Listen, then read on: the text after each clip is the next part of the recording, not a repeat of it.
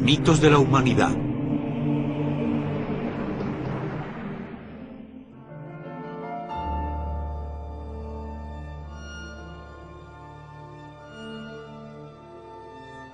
La cristiandad antes de la cristiandad.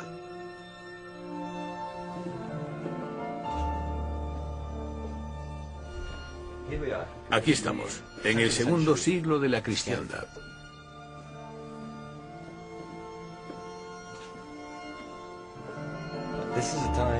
Estamos en una época en la que la cristiandad aún no había concretado su iconografía, sus símbolos o sus mitos. Esto, de alguna manera, representa el submundo, las regiones tenebrosas donde los acólitos entraban en contacto con las divinidades. Es una de las muchas formas en las que la luz penetra dentro de la oscuridad para encontrar un camino hacia la vida detrás de la muerte. El portal de la inmortalidad se encuentra más allá de la muerte, y por eso los acólitos bajaban hasta aquí, arropados por la oscuridad y sin la ayuda de antorchas. Bajaban hasta aquí para empaparse del ambiente que se respira en este lugar. Así, según su creencia, se encontraban más cerca del lugar donde uno puede viajar más allá de la vida, la muerte y el renacimiento. La gente que bajaba aquí eran los primeros cristianos, pero también había cierta conexión con los antiguos cultos místicos egipcios y la religión gnóstica. Aquí está Anubis, y aquí podemos ver a estos primeros cristianos imitando los rituales de los antiguos egipcios. Hoy en día el cristianismo nos parece una religión muy diversa. Tenemos baptistas, ortodoxos rusos, calvinistas, católicos. ¡Cuánta variedad! Pero si volvemos atrás hasta el siglo I, es probable que esta variedad fuera todavía más grande. Aún existía un canon fijo sobre las escrituras del Nuevo Testamento, y por tanto, no había ningún credo fijo bajo el cual unir a todos los cristianos del mundo.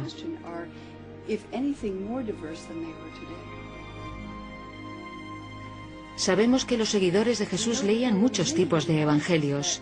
Los leían, los escribían y además también prestaban atención a otro tipo de escritos, epístolas, poemas, himnos y todo ese tipo de cosas. Los cristianos contemplan los comienzos de su fe con cierta nostalgia. Piensan en una época en la que las palabras de Jesús y sus apóstoles aún eran recientes, cuando solo había un único credo y ningún tipo de diferenciación sobre los contenidos de este. Pero con el paso del tiempo han emergido ciertos documentos que ofrecen una nueva perspectiva sobre la cristiandad incipiente. Si la Iglesia de hoy en día venera a Jesús como el único Hijo de Dios, aquel que murió para redimir nuestros pecados, parece ser que los primeros seguidores de Jesús practicaban una religión completamente distinta.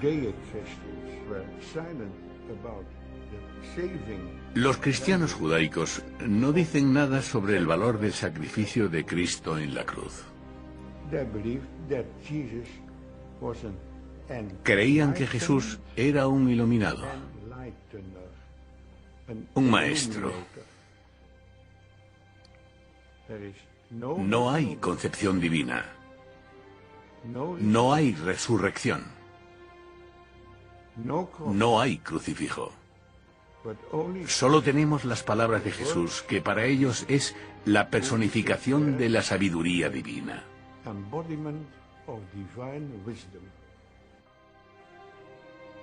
Jesús de Nazaret, hombre o mito. Al parecer, aquellos que le acompañaron en sus viajes no le veían como el único Hijo del Señor. Todos sus compañeros murieron en el holocausto que tuvo lugar tras la insurrección judía en contra de los romanos. ¿Es posible que los evangelios bíblicos estén gravemente equivocados? Estos fueron escritos 2 o 3 generaciones después de la muerte de Cristo y en otras ciudades del Mediterráneo, cuando ya había surgido una nueva imagen de Jesús, aquella de Hijo Divino del Señor. Pero a pesar de esto, aún quedaban voces disidentes. Francia, la Edad Media. Durante muy poco tiempo y por última vez en la historia, un credo distinto se atreve a enfrentarse directamente a la cristiandad y a su visión de Jesús. Estas personas son a ojos de la Iglesia heréticos, calaña irredimible. Durante décadas, la Iglesia desata toda su furia en contra de estos cristianos gnósticos. Los ejércitos de las cruzadas aniquilan a todos los disidentes que encuentran en su camino y se crea la Inquisición para acabar con cualquier futuro resurgimiento de, tal y como se denominan a sí mismos, los cátaros, los purificados, los puros. Ahora, muchos siglos más tarde, la gente empieza a interesarse por la historia de los cátaros y mucha gente visita los lugares donde fueron torturados. Los cátaros no fueron los precedentes de la Reforma. No eran herejes de la fe católica. Se trataba de una fe totalmente distinta que tenía sus orígenes en los albores de la cristiandad y en otras tradiciones anteriores a esta. Tiempos en los que el hombre experimentaba la realidad como un mundo lleno de sombras. Un mundo en el que se le daba la espalda a la realidad. Un mundo real. El hombre, atado e incapaz de dar la vuelta mientras cree que las sombras proyectadas sobre el muro son la realidad. Sombras que tan solo son el reflejo del mundo real que pasa por detrás de él. Esta es la descripción que Platón, el filósofo griego, hacía del hombre.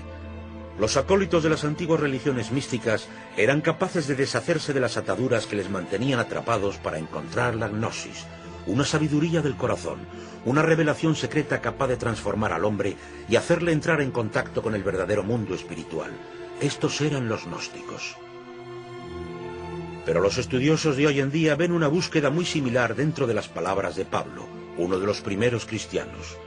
Sus obras, escritas antes que los evangelios, hablan sobre encontrar a Cristo dentro de uno mismo. Los pergaminos de Nag Hammadi, hallados en Egipto hace unos 60 años, cuentan una historia muy similar. Los escritos de Nag Hammadi son incluso más importantes que los pergaminos del Mar Muerto, ya que arrojan nueva luz sobre la historia de la cristiandad, de Jesús y de Dios.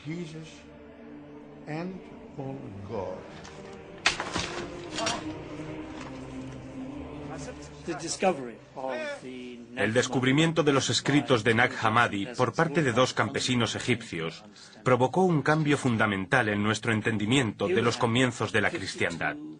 Se trata de 52 manuscritos nuevos que hablan en detalle sobre los principios de la fe. Creemos que tuvieron algo que ver con un monasterio cristiano egipcio que fueron enterrados para evitar las quemas de libros que tuvieron lugar allá por el siglo IV.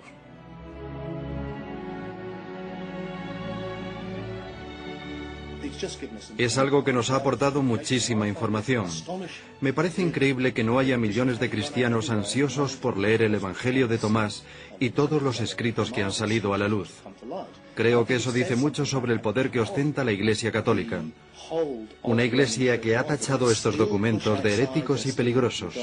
Son heréticos y peligrosos desde la perspectiva de la Iglesia fundamentalista, porque le dan la vuelta por completo a todos los conceptos sobre los que se ha construido esta iglesia.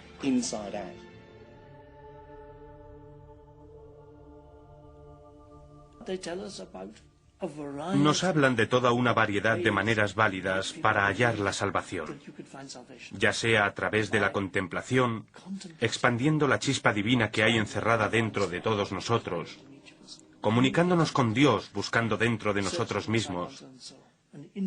Se trata de un acercamiento individual a la divinidad, sin la asistencia de sacerdotes u obispos. Parece atractivo. El gnosticismo es algo muy atractivo. Creo que es particularmente atractivo para la mentalidad moderna, ya que propone una religión para el individuo, no una religión mediada por una iglesia. Todo esto es esencial porque se trata de algo que los humanos han buscado siempre, que siempre han deseado. Todos queremos encontrar la divinidad dentro de nosotros mismos, pero eso es a la vez demasiado simple y demasiado complicado. Es como bañarte con miles de burbujas y que las burbujas se te metan en los ojos. Te sientes cegado, te sientes confuso, pero a la vez también te sientes más limpio.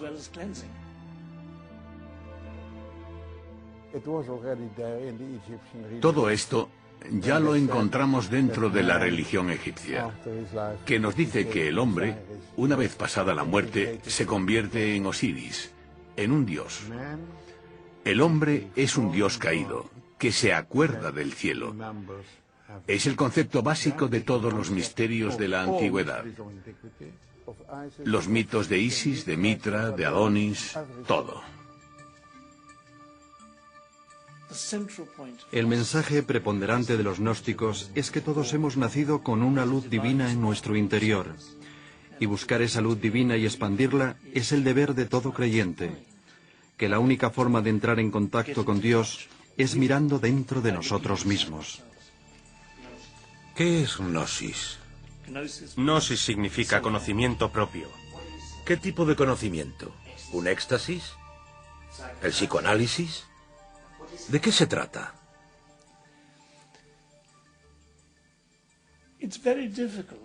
Me es particularmente difícil poder dar con una explicación satisfactoria de lo que es el conocimiento propio y cómo encontrarlo. No creo que sea como el psicoanálisis. No se trata de una exploración intelectual del alma, tampoco tiene que ver con el éxtasis. Se trata de una contemplación individual y sosegada, a veces con la ayuda de un líder. Es una exploración de nuestra identidad, de cómo Dios nos creó, de cómo Dios es en sí. Es una búsqueda individual muy delicada.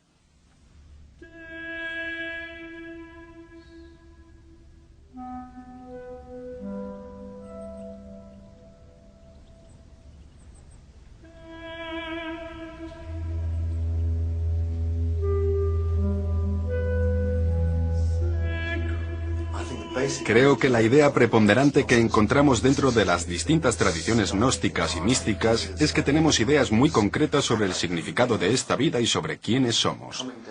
Al descender a un entorno como este nos sentimos algo desorientados. Aquí tenemos que enfrentarnos a lo que seguramente se trate del mayor misterio de todos, la muerte.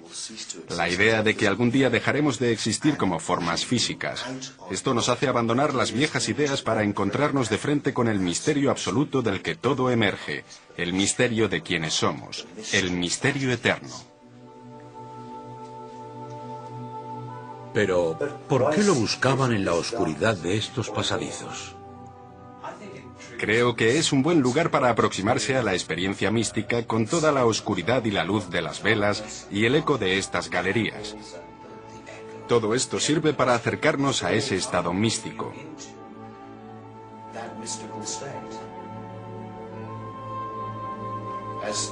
Aristóteles dice algo muy interesante sobre este tipo de misterio. Aquí no se viene a aprender algo, aquí se viene a experimentar algo.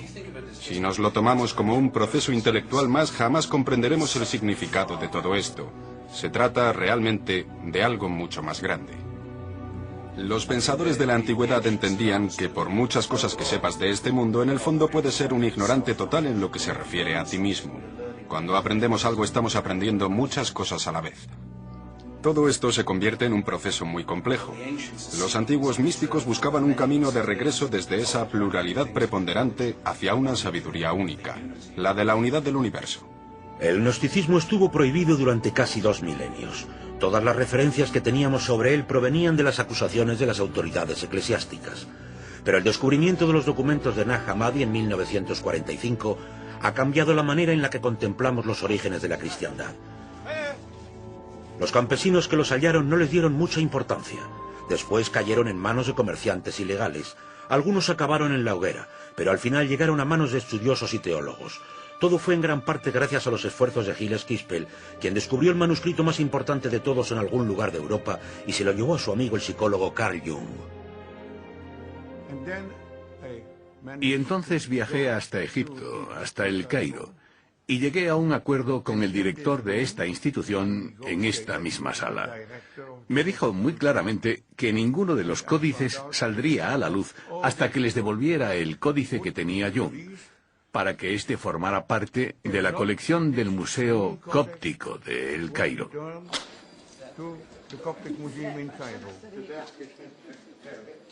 Ahora los códices acumulan polvo en una pequeña sala de El Cairo que solo se abre una vez cada 10 años y solo ante la presencia de un oficial del museo, la policía secreta y un juez. pero Quispel siempre es recibido con los brazos abiertos.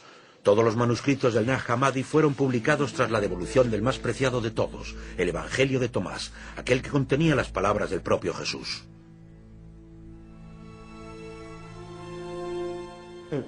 Comienza con estas palabras. Estas son las palabras que Jesús, el vivo, pronunció, y que Dídimo, Judas Tomás, escribió.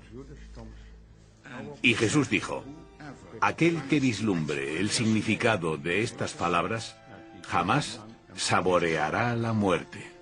¿Quién era Dídimo Tomás? Dídimo Judas Tomás, que significa Judas el gemelo, fue uno de los hermanos de Jesús. La religión cristiana nos ha enseñado que Tomás fue el apóstol incapaz de creer que Jesús, tras su muerte, resucitó en carne y hueso como un cuerpo físico lleno de heridas y estigmas. Tomás, el que dudaba, del que ahora se cuenta que era el discípulo más fiel de su maestro. ¿Aquel que mejor supo entender a su hermano? Pues según el Evangelio de Tomás, sí. Se sobreentiende que no era literalmente el hermano gemelo de Jesús, pero que toda persona que leyera su Evangelio entendería que cualquiera puede llegar a verse a sí mismo como el hermano gemelo de Jesús. Ya que se ha dicho que tú eres mi gemelo y un verdadero compañero, contémplate a ti mismo.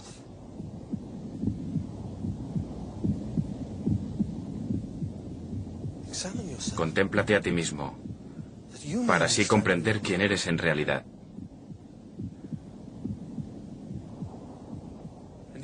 Y serás conocido como aquel que se conoce a sí mismo, ya que cualquiera incapaz de conocerse a sí mismo jamás conocerá nada. Pero aquel que se haya conocido a sí mismo obtendrá simultáneamente toda la sabiduría que hay en el universo. Aquello que hay dentro de ti salvará, pero solo si eres capaz de extraerlo de tu interior.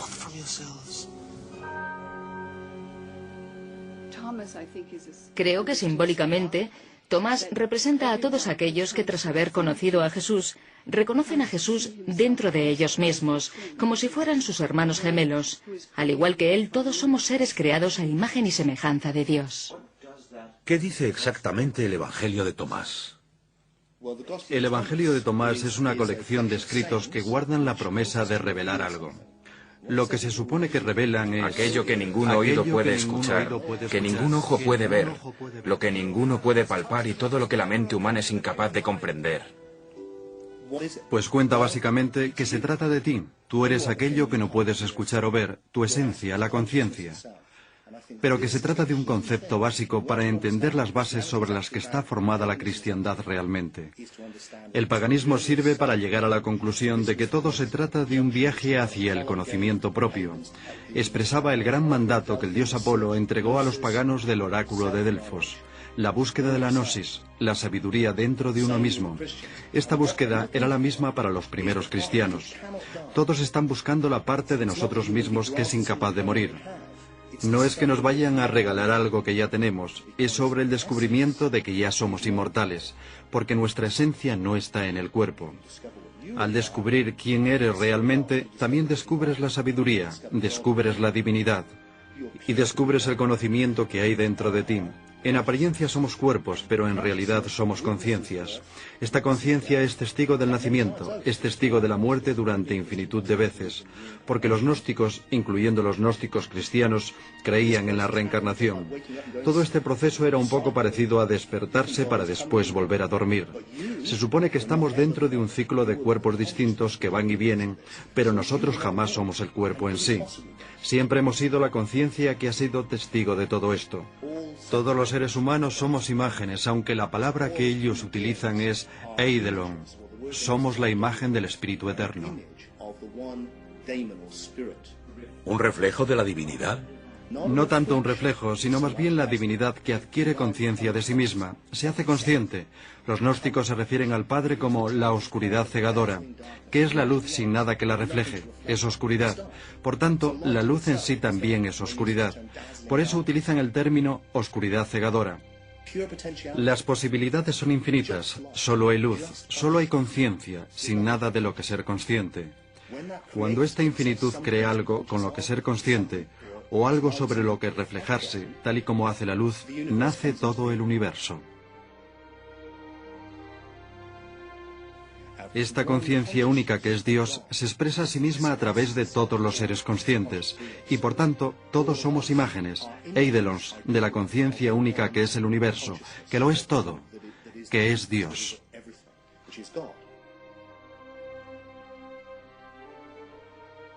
La cristiandad de hoy en día hace especial hincapié en la enorme distancia que separa al hombre de lo divino.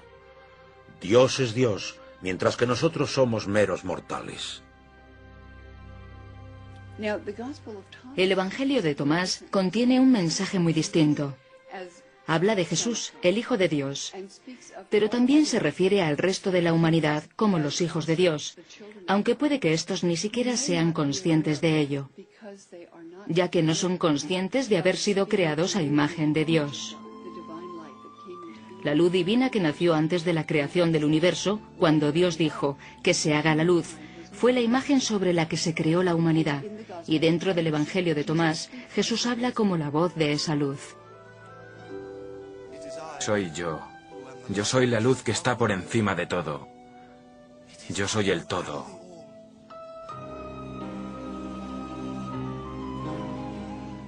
Yo soy todas las cosas. Todo proviene de mí.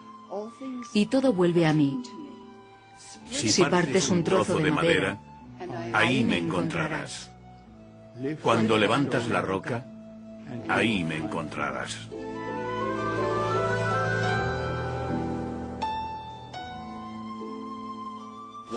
¿Por qué le tiene la Iglesia tantísimo temor a esas palabras del Evangelio de Tomás?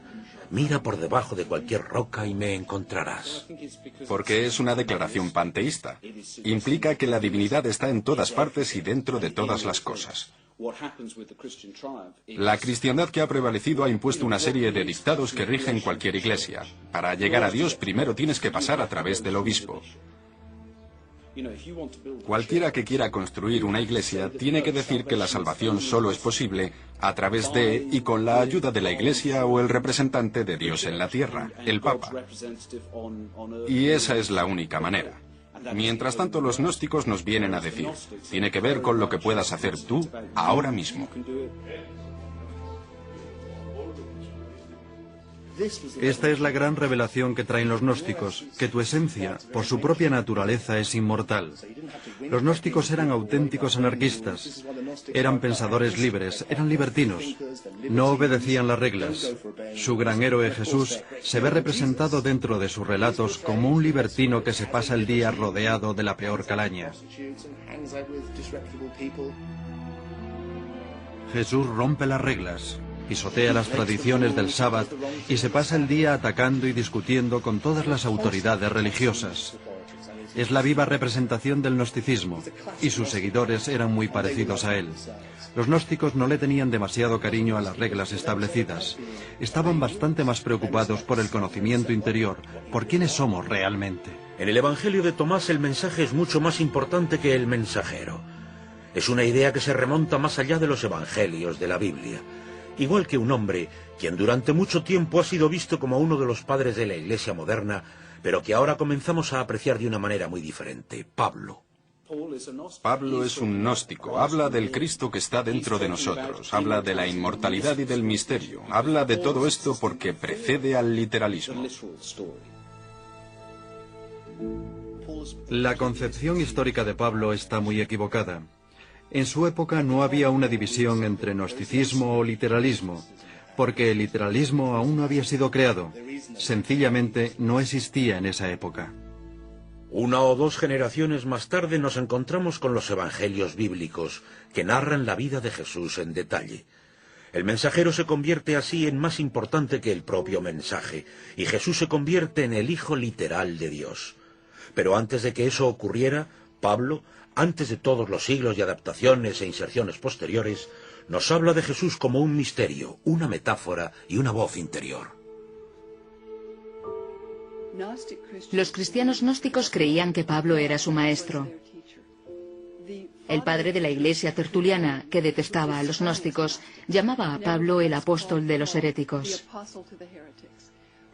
Creía que los heréticos adoraban a Pablo, que todos se referían a su evangelio y que celebraban su palabra.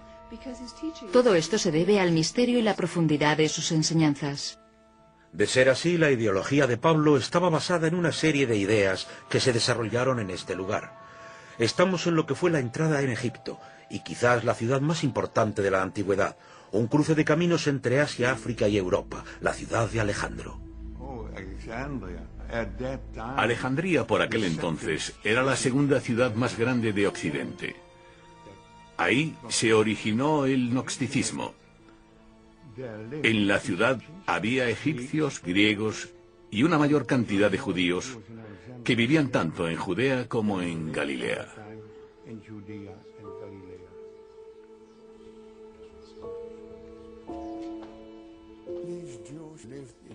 Estos judíos vivían en exilio y aquí es donde encontraron un Dios desconocido dentro de sus corazones.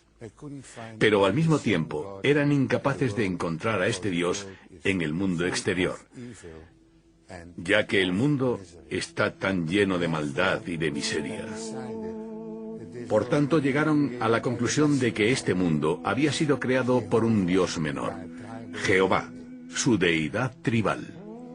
Este es el Dios del Viejo Testamento, el del ojo por ojo y diente por diente, un Dios carcomido por la envidia. Todas sus historias giran alrededor de la decepción que sienten por el mundo de su época. Creían que había sido creado por un Dios inferior, ya que ¿cómo sería capaz un Dios perfecto de haber creado semejante hecatombe? En sus historias se menciona constantemente que este mundo es un error. Nos dicen que fue creado porque Sofía, la sabiduría, la hija más joven del Dios real, se enamoró locamente de su padre. Incitada por la frustración que le provocaba este amor ilícito, Sofía se impregnó, se embarazó a sí misma. Al darse cuenta de que el hijo que acarreaba era deforme, abortó. Pero este hijo monstruoso con cara de león era Yel-de-Bauth, el dios del caos, y tras arrogantemente creer que había sido expulsado del cielo por designio del único y verdadero Dios, creó este mundo, el mundo físico.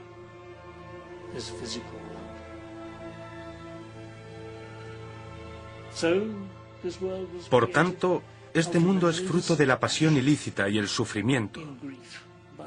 Es la obra de Yel-de-Bauth, a quien los judíos y cristianos equivocadamente veneran como si se tratase del Dios verdadero. Este Dios aprisiona al hombre dentro de la materia, envolvió su alma divina y eterna en un cuerpo mortal. Al crear este mundo físico, también creó su imagen al hombre, siempre esclavo de la materia y obsesionado por acumular cada vez más.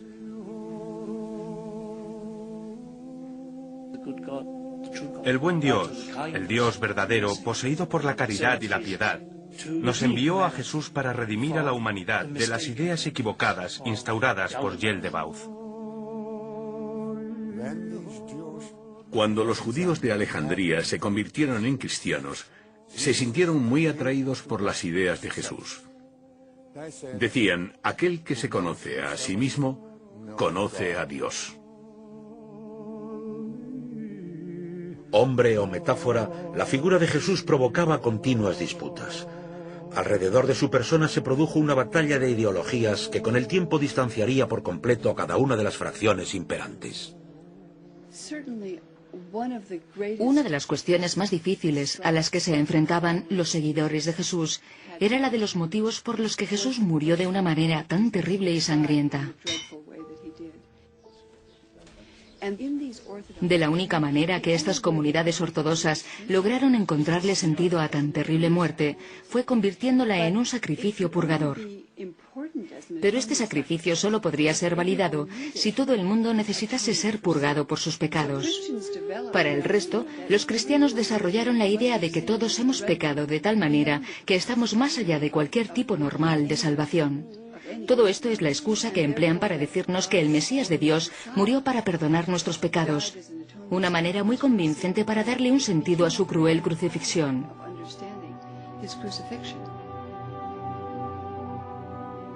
Esta convicción introdujo un elemento crucial dentro de la relación entre el hombre y la divinidad, el pecado.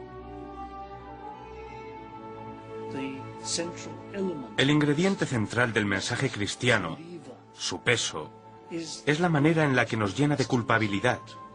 Nos dice que Dios nos está observando, que no solo sabe lo que hacemos, sino también lo que pensamos.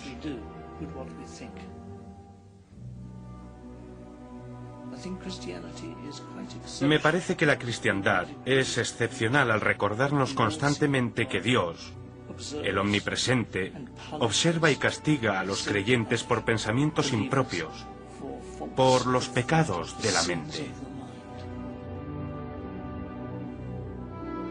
Los pecados y la culpabilidad engendran un credo dentro del cual el infierno cobra tremenda importancia a través del temor al castigo de Dios y a los sermones de los curas. Pero eran ideas que los gnósticos no querían compartir. La palabra pecador no aparece dentro de su vocabulario. El Evangelio de Tomás no describe una discontinuidad entre Dios y nosotros mismos.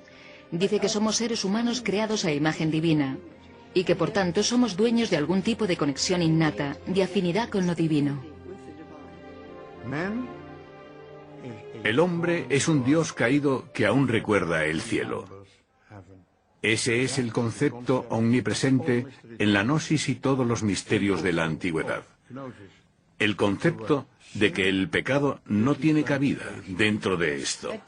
Eso, por supuesto, tampoco significa que estemos más allá del pecado o que seamos divinos, sino más bien que podemos encontrar nuestro propio camino hacia Dios cuando encontremos el camino hacia nosotros mismos.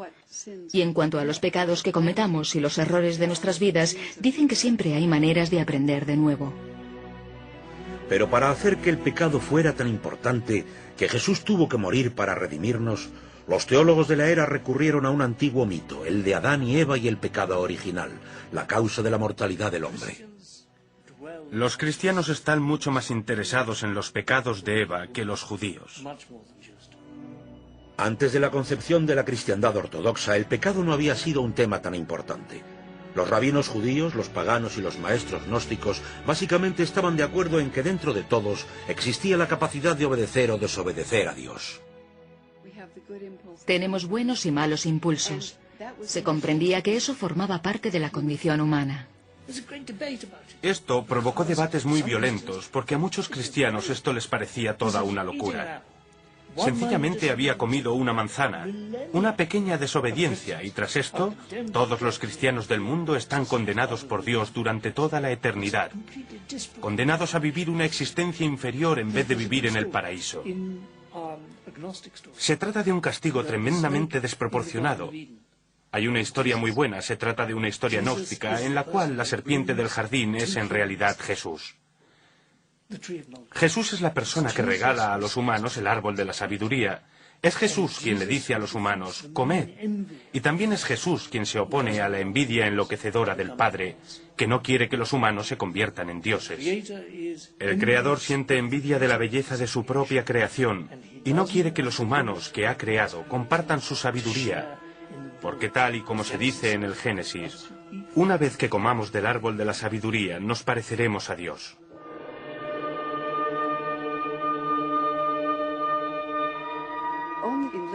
Esa preponderancia por el pecado inherente a la humanidad del pecado original solo comienza a tomar relevancia alrededor del siglo IV. Por tanto, dentro de estas comunidades ortodoxas, el individuo desarrolla una sensación no solo de distancia entre Dios y la humanidad, sino de la irreversible e innata atracción por la maldad que hay dentro de cada ser humano. Una condición que solo ha podido ser redimida por la muerte como sacrificio de Cristo. Había muchísimas disputas dentro de la cristiandad convencional, la cristiandad canónica que se desarrolló a lo largo del siglo II.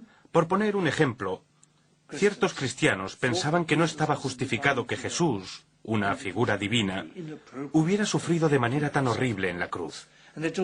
Estas personas cuentan historias para justificar sus creencias. Entre ellas, por ejemplo, está la historia de que cuando Jesús estaba subiendo hasta el monte Gólgota, después de haber sido azotado, cuando aún se sentía muy debilitado a causa de semejante tortura, los soldados le dijeron que Simón le llevara la cruz, Jesús vio aquí una oportunidad perfecta para cambiar identidades con Simón, de tal manera que, al final, fue Simón haciéndose pasar por Jesús el que fue realmente crucificado. Mientras tanto, Jesús, con el aspecto de Simón, se perdió entre la multitud, subió al cielo y se situó por encima de la cruz, riendo para celebrar el éxito de su estratagema. O riendo de la misma manera que se ríe un Buda, riendo y sonriendo pasivamente, gracias a la calma y a la paz que posee Jesús, al habernos iluminado y al habernos regalado su sabiduría. Jesús el iluminador, la voz, el símbolo de la divinidad. Los gnósticos veían a Jesús como un hombre que recibía la sabiduría divina en el momento de su bautismo, cuando se convirtió en una especie de Buda, Cristo, el hombre iluminado. Pero la religión ortodoxa lo veía todo en términos literales. Si Jesús era divino, si era el único hijo de Dios, el único hijo creado, también tenía que haber nacido de forma divina, una noción que los gnósticos veían como infantil y ridícula. Esta división de opiniones encuentra su apogeo con el último evangelio de la Biblia, el de Juan.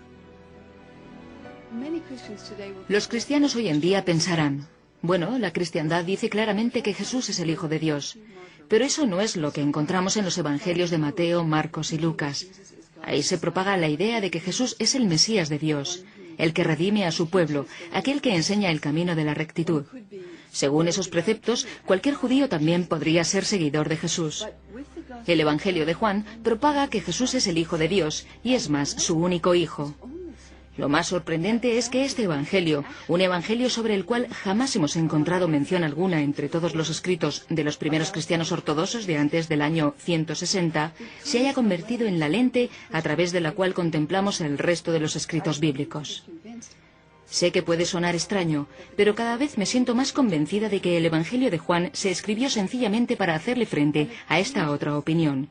Y es una propuesta que cambia el entendimiento del mensaje cristiano de una manera muy dramática. Jesús, literalmente el Hijo de Dios, un hijo creado, no nacido. Pero para los gnósticos Jesús era una metáfora, un símbolo para la divinidad que hay dentro de todos nosotros. En ese sentido, todos somos hijos de Dios. Todos somos hijos de Dios cuando nos damos cuenta de nuestra identidad verdadera. Y cuando no nos percatamos de ello, estamos dentro de una especie de limbo. Todo esto me parece fascinante porque en las enseñanzas antiguas ya estamos en el submundo. Resulta que ahora es cuando estamos muertos. Para los gnósticos y los místicos, ahora vivimos en un mundo en el que estamos espiritualmente muertos. La realidad es que todos somos Dios, somos la conciencia que acapara todo el universo. Cometemos el error de sentirnos identificados con estos cuerpos individuales. La moral de la historia es que tenemos que dejar morir esa identidad del cuerpo que hay colgado sobre la cruz y que después tenemos que resucitar hasta llegar a nuestra identidad verdadera, la del Hijo de Dios.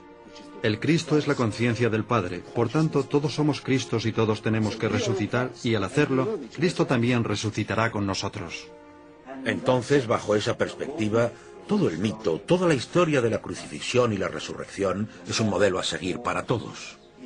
Sí, un modelo a través del cual podemos ser iniciados.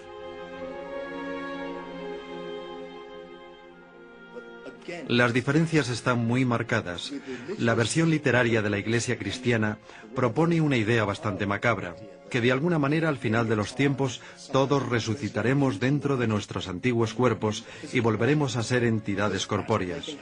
Esto es lo que creen que le ocurrió a Jesús, que volvió a su cuerpo físico, que murió literalmente y que es lo que literalmente nos pasará al resto de los humanos. Los gnósticos, por supuesto, dan una versión muy distinta de los hechos. Solo nos reencarnaremos dentro de nuestros cuerpos anteriores si no comprendemos el mensaje cristiano. Todos somos realmente Cristo, somos uno, y no hay ninguna necesidad de verse eternamente atrapado dentro de un interminable ciclo de reencarnaciones corpóreas.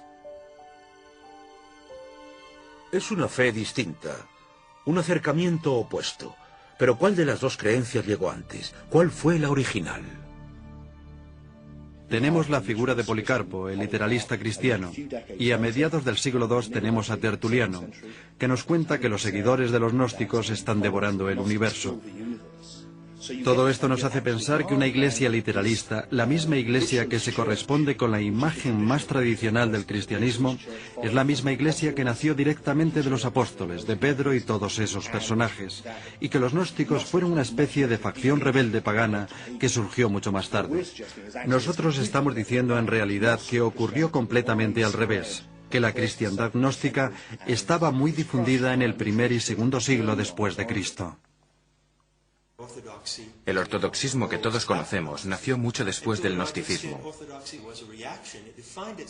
La cristiandad se define a sí misma a través de aquello a lo que se enfrenta. La Iglesia canónica solo comenzó a adquirir identidad propia tras declarar a los gnósticos como enemigos del credo. 7 u 8 generaciones tras la muerte de Jesús, los fundadores de la Iglesia ortodoxa se sirven de docenas de distintos evangelios y escritos para comenzar la reforma religiosa que quedaría concretada en las páginas del Nuevo Testamento, el escrito canónico que delimitaría y definiría el credo. Creo que enfrentados a este terrible peligro y al verse perseguidos por las autoridades, los líderes cristianos se vieron obligados a intentar resumir todas aquellas enseñanzas cristianas básicas que eran comunes a todas las distintas fracciones del credo. Dentro de esta selección, casi todos los elementos gnósticos, elementos demasiado complicados para una visión literalista de Jesús, fueron ignorados. Una de las mejores cosas que tiene la cristiandad es la simplicidad con la que puede ser propagado su mensaje. Puedes decir, Jesús es el Hijo de Dios, Jesús vino a salvarnos de nuestros pecados, Jesús murió por nosotros. Si eres capaz de pronunciar estas frases, ya tienes las entradas para la secta cristiana, para la iglesia cristiana. Yo diría que la cristiandad se ha convertido en... Podríamos decir que ahora es una cristiandad para tontos. En esencia, se ha convertido en una forma simplificada del mensaje cristiano que aglutine y reconcilie las creencias distintas de los cristianos de África, Italia y todo el resto del mundo. Entonces, ¿los evangelios son realmente una invención? No creo que sea correcto decir que son una invención. Sencillamente están abiertos a interpretaciones muy ambiguas. Tomemos a Pablo, por ejemplo. El propio Pablo habló sobre hablar de dos maneras al mismo tiempo, tanto para aquellos capaces de comprender el mensaje espiritual, como para los demás que solo son capaces de entenderlo literalmente. Asociada a la figura de Jesús, nos encontramos con una frase que creo que está estampada más que ninguna otra sobre las paredes de todas las iglesias del mundo. Esta dice, nadie se acerca al Padre sin acercarse antes a mí. Y eso, dentro del pensamiento gnóstico, significa que para llegar a Dios tienes que alcanzar lo que esta figura representa dentro de ti. Este también es el mensaje de Pablo. Para encontrar a Dios tienes que encontrar el Cristo que hay en tu interior. Es una alegoría de la verdad. Pero el liberalismo insiste en que no, que esta es la única manera. Y creo que una vez que nos hemos hecho a la idea de una encarnación literal del Hijo de Dios, que no Hijo de Dios mítico, entonces se llega a la conclusión de que la obligación de todo buen cristiano consiste en salvar las almas del prójimo. Ahora resulta que todo el mundo tiene que creerse esto. Tenemos un mandato divino que nos obliga a ser autoritarios. Se trataba de un debate muy peculiar. Los cristianos se lo tomaban todo muy personalmente y eso en realidad es la naturaleza de la cristiandad. Pero cuando personalizas la divinidad, también estás dotando a esta de la furia, los juicios, el resentimiento y la agresión que existen dentro de toda personalidad humana. Los cristianos se lo tomaban todo demasiado a pecho. Se pusieron muy violentos porque creían que se les estaba restando importancia a su Salvador. Los gnósticos solo querían averiguar dónde estaba la verdad. El mayor obstáculo al que se enfrentaban los gnósticos era que dentro de su búsqueda individual de la salvación no tenían una organización central, no estaban unidos. Los gnósticos atacaron las opiniones de los primeros cristianos. Pero los cristianos no se contentaron con sencillamente atacar las opiniones de los gnósticos, sino que atacaron a los gnósticos así. Es probable que ambas facciones pudieran haber sobrevivido hasta la actualidad, de no haber sido por la presencia de este hombre, Constantino, el primer emperador romano que abrazó la cristiandad y el máximo impulsor del crecimiento del poder y la influencia de la Iglesia cristiana. La historia dice que Constantino tuvo una visión, un sueño en el que vio un crucifijo flotando en el cielo. Constantino estaba convencido de que si se convertía en cristiano y utilizaba este emblema para sus tropas, ganaría la batalla contra el emperador pagano que era rival. Aquí, en el puente de Milvian, fue donde se libró la batalla definitiva que serviría para imponer el cristianismo, la religión preponderante de la época.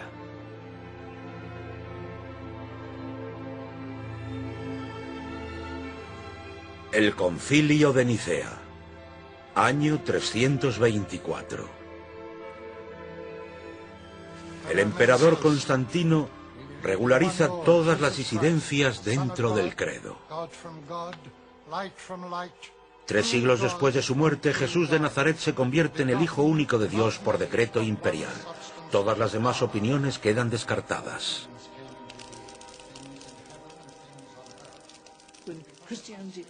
Cuando la cristiandad se alía con el Estado para crear un monopolio religioso, el credo sufre un cambio radical. El cambio para algunos puede parecer todo un triunfo para la religión, hasta que nos fijamos que, una vez institucionalizada la Iglesia, empieza a cometer los mismos crímenes que ha criticado durante los 300 primeros años de su existencia, ya que persigue a la gente y mata en nombre de la religión. Se tiene que convertir en una institución jerárquica, opresiva e inevitablemente conservadora. Claro, cualquiera puede defender esta postura argumentando que eso es lo que más le conviene a las masas, que se les obligue a concordar con un credo particular y único. Pero en mi opinión esto está muy lejos de ser la mejor manera de utilizar la religión para el bien común de todos. Uno de los primeros actos de Constantino tras su conversión al cristianismo es la de regalar a la Iglesia de Roma y la Iglesia de San Juan, la catedral de aquel entonces, una enorme cantidad de oro y plata, aparte de 12 estatuas a escala real de los apóstoles y 2 estatuas enormes de Jesús forjadas en plata. En menos de 20 años, tras la conversión de Constantino, las iglesias romanas ya tienen el mismo aspecto que tenían los templos paganos. Esto es solo uno de los ejemplos menores de las riquezas acumuladas por la Iglesia durante el siglo IV. ¿Estamos hablando de una Iglesia corrompida? Sí. La Iglesia se ve dividida entre la pobreza y la abstinencia de los monjes y la riqueza de los obispos, pero aún así algunos obispos, los más concienciados, siempre le prestan atención a la caridad y a la virtud. Esto es algo que siempre ha afectado mucho a la Iglesia, que siempre ha creado tensión. Jesús hizo todo tipo de cosas en su vida, pero jamás dejó instrucciones para la creación de una iglesia. Todo esto es una creación posterior diseñada para aumentar el poderío de la Iglesia católica. Me resulta inconcebible que Jesús, un hombre sencillo de Galilea, se propusiera crear una iglesia universal. Un momento. ¿Y la historia de que Jesús le entregó la autoridad a Pedro? Bueno, estas leyendas son tan ficticias que ni siquiera entraron dentro del Nuevo Testamento, igual que la donación de Constantino. La leyenda de la donación de Constantino es falsa. Este documento, según la Iglesia romana del medievo, era un contrato que Constantino había escrito en su lecho de muerte. En él decía: aquí os doy mi imperio para que cuidéis de él. La Revolución Protestante comenzó precisamente cuando se descubrió que el documento era totalmente falso. La verdad es que Peter y yo nos hemos dedicado a escuchar a los perdedores. Acabaron con ellos en el siglo IV, pero nosotros hemos vuelto la vista atrás y hemos dicho, aunque perdieran la batalla, aunque la Iglesia romana lograra imponer su idea de Jesús histórico, de la religión literal, eso no significa que la versión de los hechos que tenemos hoy en día sea cierta. ¿Y qué ocurrió con estos perdedores? Bueno, quedaron erradicados. Todos los que se atrevían a proponer una versión distinta de los hechos, tanto gnósticos como paganos, fueron desterrados del imperio. Los romanos demolieron todos los templos y mataron a todos los filósofos, quemaron todos los libros. Yo creo que si la cristiandad fuera la religión favorita de Dios, lo lógico sería que tras el triunfo de esta, el mundo hubiera entrado en una edad dorada. Pero la realidad es que entramos en la edad oscura. cuando la gente se olvidó hasta de cómo construir casas con ladrillos. Tuvimos que esperar al Renacimiento para que toda esta sabiduría pagana volviera a cobrar importancia en Italia y en Florencia. Las obras de Platón, también desaparecidas durante 1000 años, regresaron de repente, la hermética, y repentinamente Botticelli estaba pintando cuadros de dioses paganos. Lo llamamos el Renacimiento de la cultura occidental, porque ese fue el momento en que pudimos mirar atrás para recuperar toda la sabiduría que teníamos antes del triunfo del cristianismo. La recreación de la historia de Jesús era solamente el primer paso dentro de la espiritualidad cristiana, el misterio exterior. El significado real era explicado más tarde, cuando el estudiante estaba espiritualmente preparado por un maestro iluminado. Se impartía una sabiduría mística sobre Dios que iba más allá del dogma.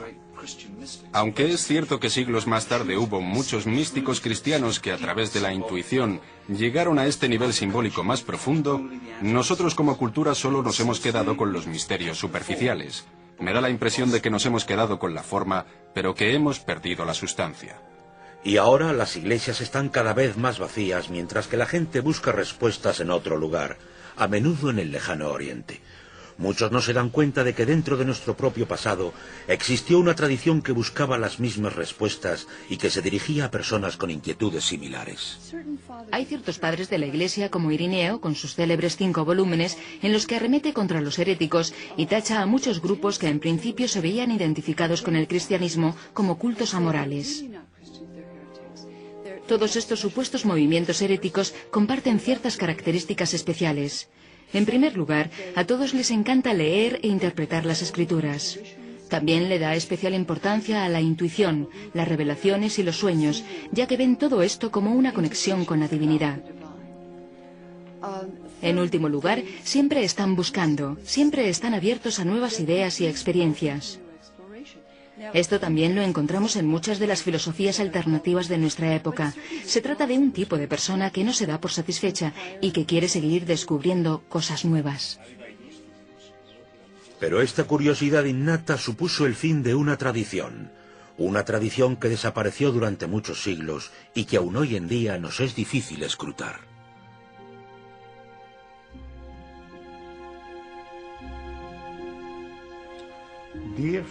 Amigo mío, no hay ningún atajo hacia la gnosis y no hay un nirvana instantáneo.